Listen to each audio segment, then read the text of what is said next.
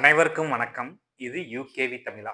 கல்வி சம்பந்தப்பட்ட தகவல்கள நம்ம சேனல்ல தொடர்ச்சியா குடுத்துட்டு வரோம். அதே மாரி நிறைய மத்திய அரசோட கல்வி நிறுவனங்கள்ல மாணவர்கள் எப்படி சேர்றது அப்படிங்கிற தகவல்களையும் குடுத்துட்டு வராங்க. நமக்கு தொடர்ச்சியா பார்த்தீங்கன்னா, ஒவ்வொரு சென்ட்ரல் கவர்ன்மென்ட் காலேஜஸும் தமிழ்நாட்டுல இருக்கக்கூடிய சென்ட்ரல் கவர்ன்மென்ட் காலேஜஸா இருந்தாலும் சரி, இல்ல இந்தியா முழுமையா இருக்கக்கூடிய மத்திய அரசு கல்வி நிறுவனங்களா இருந்தாலும் சரி, அந்த கல்லூரிகள்ல எப்படி சேரணும்? அதுக்கான என்ட்ரன்ஸ் எக்ஸாம் என்ன? அதுக்கான எலிஜிபிலிட்டி கிரைட்டீரியா என்ன? குவாலிஃபிகேஷன் என்ன? இது மாரி பல்வேறு வகையான தகவல்கள நம்ம தொடர்ச்சியா குடுத்துட்டு வர்றோங்க. இந்த பர்ட்டிகுலர் வீடியோலயும் நான் ஒரு மத்திய அரசோட கல்வி நிறுவனத்த பத்தி தான் பேசப் போறேன். அந்த கல்லூரியோட பெயர் என்ன அப்படின்னு பார்த்தீங்கன்னா, ஐசர் அப்படின்னு சொல்லுவாங்க. ஐசர்னா IISER அப்படின்னு சொல்லுவாங்க. இத முழுமையான பெயர் என்ன அப்படின்னு பார்த்தீங்கன்னா, Indian Institute of Science, Education and Research அப்படிங்கிற இந்த கல்லூரி தான் வந்து பார்த்தீங்கன்னா, ஐசர்ன்னு சொல்றாங்க. இந்த ஐசர்ங்கிற கல்லூரி இந்தியாவுல மொத்தம் 7 இடத்துல இருக்குங்க. இங்க நம்மளுக்கு தமிழ்நாடு ஸ்டூடண்ட்ஸ்க்கு பக்கத்துல வந்து பார்த்தீங்கன்னா, நம்மளுக்கு ஆந்திர பிரதேஷ்ல திருப்பதியிலயும், கேரளாவுல திருவனந்தபுரத்திலயும் இருக்குதுங்க. இது போக வேற எங்கெல்லாம் இருக்குன்னு பார்த்தீங்கன்னா, மொஹாலில இருக்குது, கொல்கத்தால இருக்குது, நம்மளுக்கு வந்து போபால்ல இருக்குது, மெயின் கேம்பஸ் பெக்ராம்பூர் அப்படின்னு சொல்லுவாங்க. ஸோ மொத்தம் ஒரு 7 இடங்கள்ல வந்து பார்த்தீங்கன்னா, இந்த ஐசர் அப்படிங்கிற இந்த கல்வி நிறுவனம் இருக்குது. ஓகே. இந்த கல்வி நிறுவனத்துல இவங்க என்ன மாதிரியான கோர்சஸ்லாம் குடுக்குறாங்க அப்படின்னு பார்த்தீங்கன்னா, முதல்ல இவங்களோட மெயின் கோர்ஸே என்னன்னு பார்த்தீங்கன்னா, 5 year integrated BS, MS course. அதாவது இங்க நீங்க தமிழ்நாட்டுல வந்து நம்ம வந்து இத வந்து 3 வருஷ படிப்புகள பிஎஸ்சி கோர்ஸ்ன்னு சொல்லி பழகிட்டோம். பட் எல்லா மத்திய அரசோட கல்வி நிறுவனங்கள்லயும் அவங்க யூஸ் பண்ற டெர்ம் என்ன பார்த்தீங்கன்னா, பிஎஸ் மட்டும் தாங்க.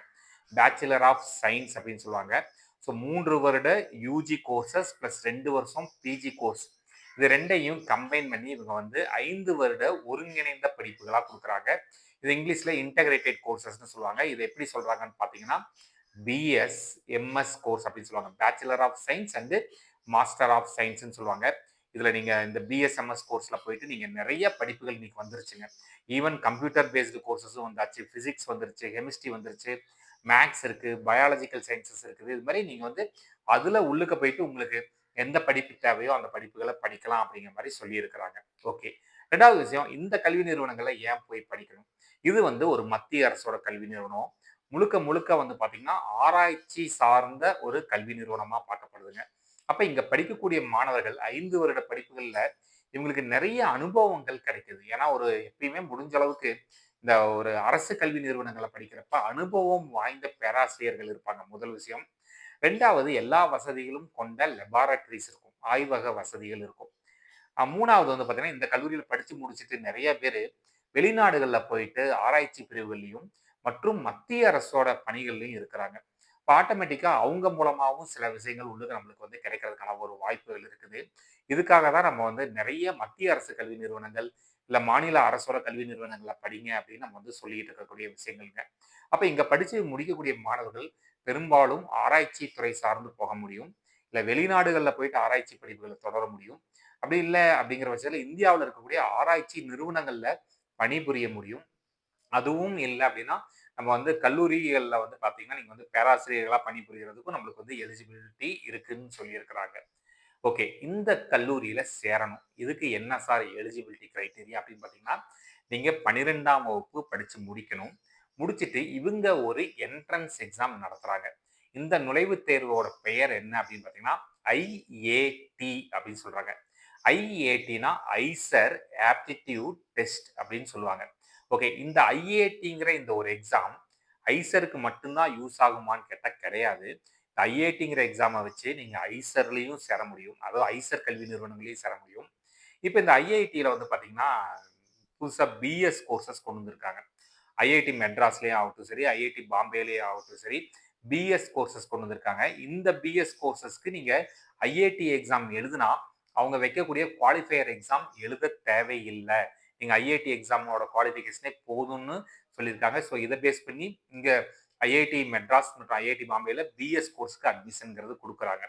3வது விஷயம், இந்தியாவிலே நம்பர் 1 கல்வி நிறுவனமான ஐஐஎஸ்சி அப்படின்னு சொல்லக்கூடிய Indian Institute of Science Bangalore அப்படிங்கிற அந்த கல்வி நிறுவனத்துல பிஎஸ்எம்எஸ் கோர்ஸ் படிக்கிறதுக்கு நீங்க வந்து ஐஐடிய வந்து ஒரு குவாலிஃபிகேஷனா வந்து எடுத்துக்கிறாங்க.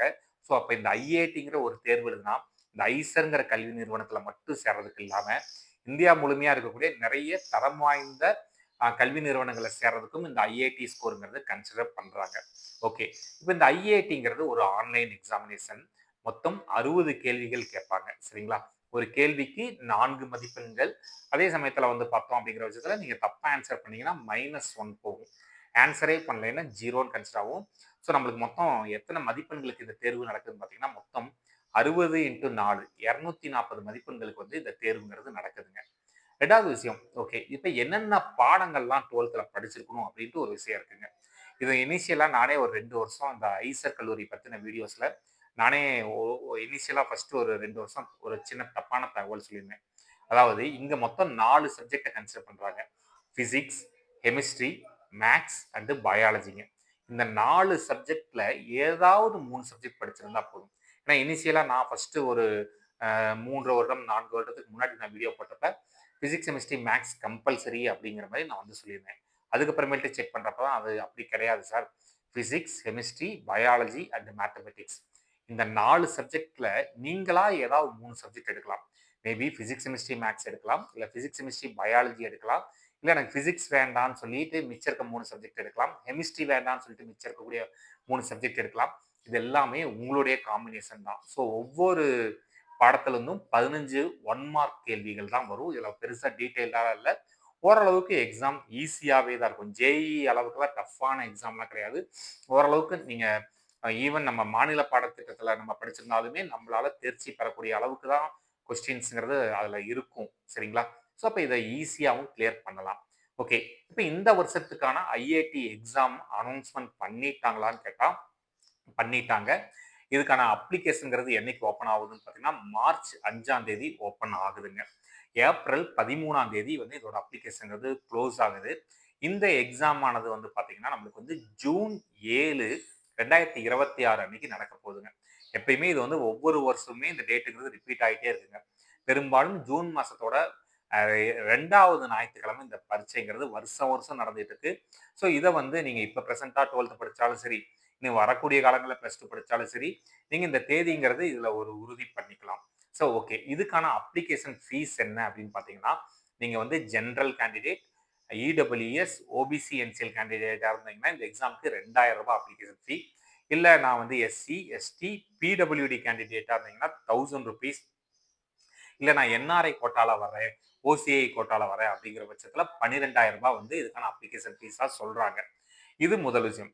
2வது நீங்க ஒரு மத்திய அரசோட கல்வி நிறுவனத்துல படிக்கிறப்ப உங்களுக்கு வந்து கல்வி கட்டணங்கிறது நிறைய குறையறதுக்கு வாய்ப்பு இருக்கு. இப்ப நிறைய தனியார் கல்லூரிகள நம்ம பார்க்குறோம். ஃபீஸ்ங்கிறது எல்லாத்துக்கும் ஒரே மாரியா தான் ஃபீஸ் இருக்கும்.